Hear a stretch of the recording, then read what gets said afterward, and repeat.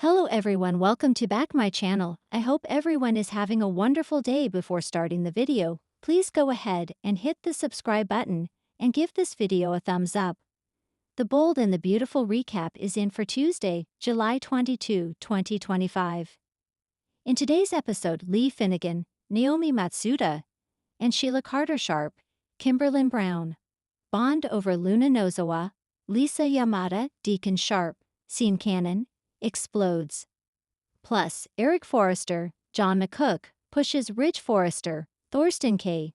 to get back together with Brooke Logan, Catherine Kelly Lang. At Forrester Creations, Brooke and Ridge tell Eric about Liam Spencer's Scott Clifton miracle. Eric mentions that a life-and-death situation really brings perspective.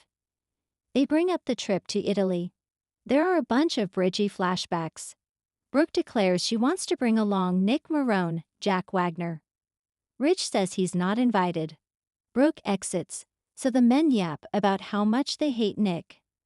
Ridge gets after his father for trying to play matchmaker. He's committed to Taylor Hayes, Rebecca Budig, and they have children. Eric would stay out of his son's life if he had a brain.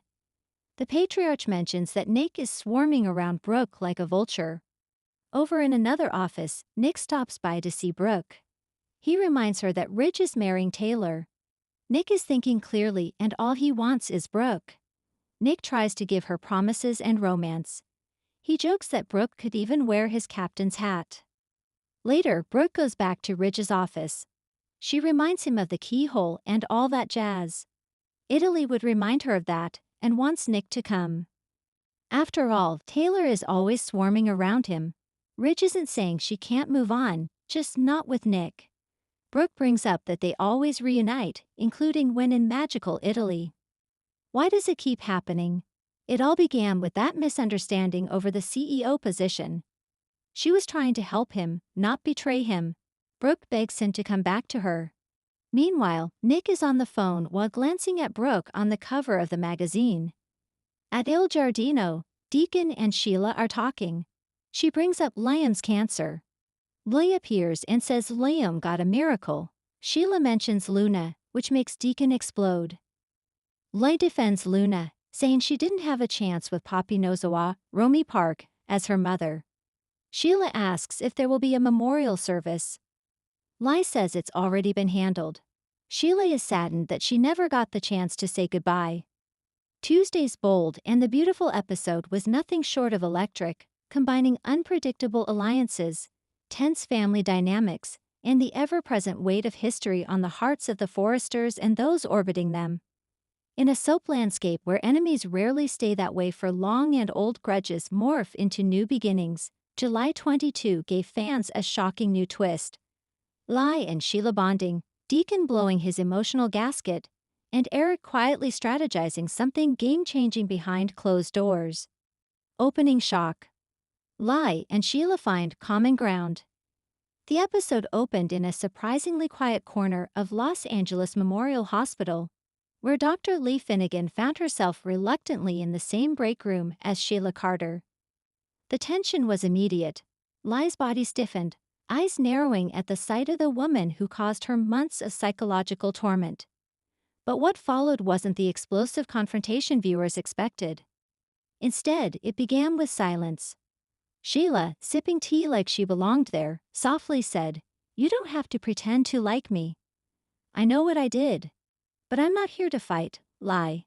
I'm here because of Finn and you." Lee scoffed but didn't leave. The unexpected moment came when Sheila pulled out a small photo of Finn as a toddler. One Lee had never seen before.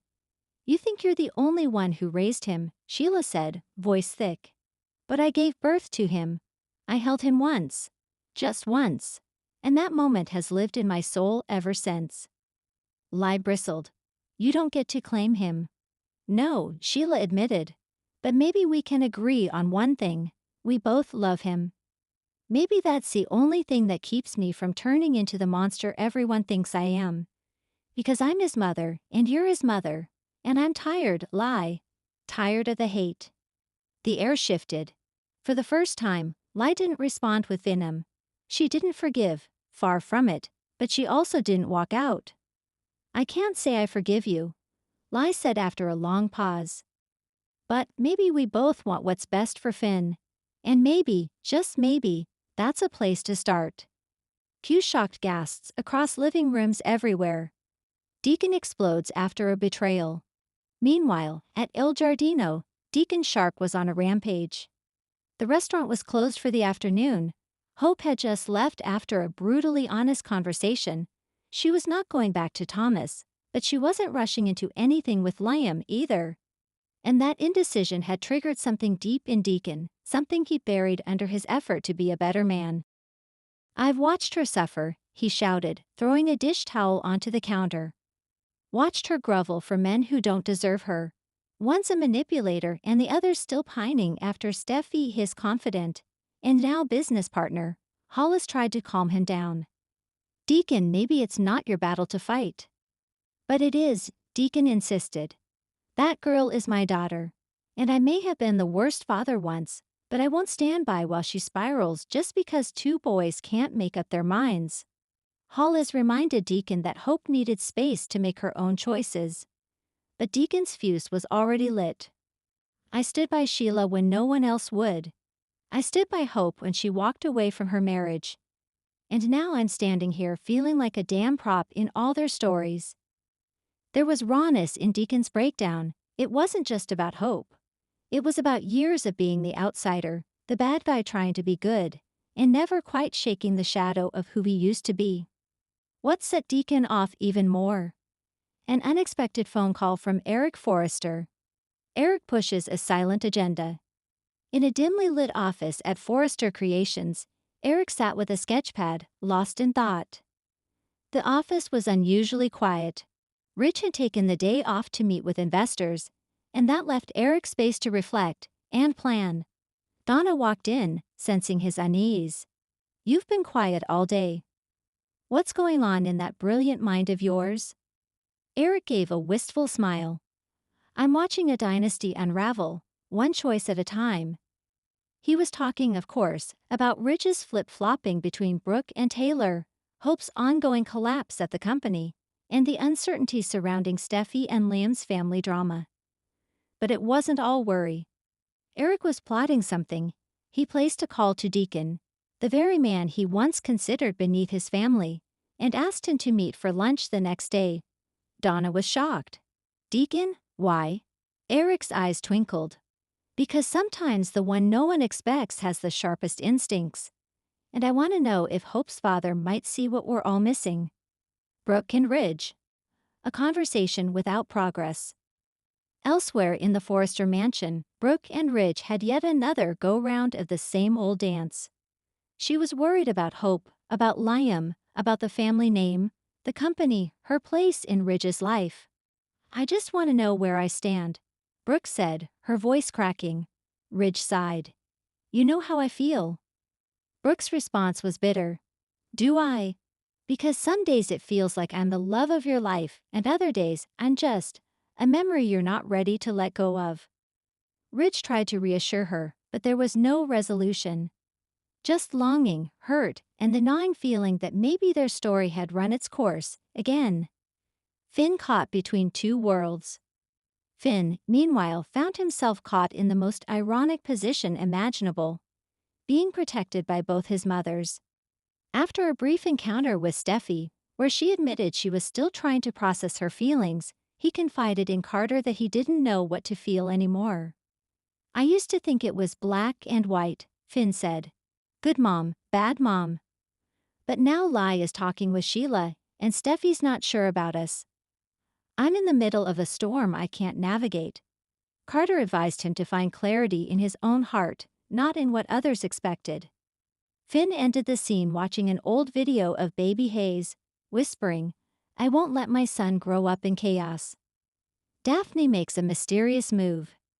Just when things seemed to settle, a shadow crept into Forrester Creations.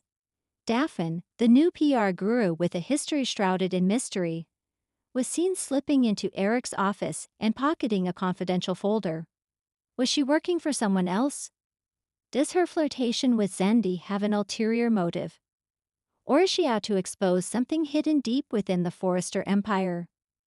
Lai and Sheila quietly sip coffee together, still wary, but in the same space, a miracle in itself.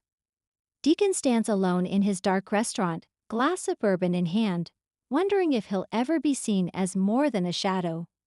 Eric stares at an old photo of Stephanie and whispers, "You wouldn't believe what's become of us." Finn watches Hayes sleep and silently vows to protect him at all costs. Daphne, in a hotel room, lays out Eric's folder beside a passport and whispers into her burner phone, "Phase 1 is complete." Final thoughts. Tuesday's Bold and the Beautiful was a powder keg disguised as a quiet character episode. Sheila and Lee forming a fragile alliance? Deacon unraveling just as Eric begins pulling mysterious strings. A shady newcomer possibly targeting the Foresters? It's a day fans will be dissecting for weeks. Tomorrow promises even more bombshells, including a shocking kiss, a family betrayal, and a truth Finn may not be ready for. Stay tuned, because in this world, calm never lasts long. Thanks for watching this video, and please subscribe our Boldy and BAUTFULUPDAT YouTube channel for more update news.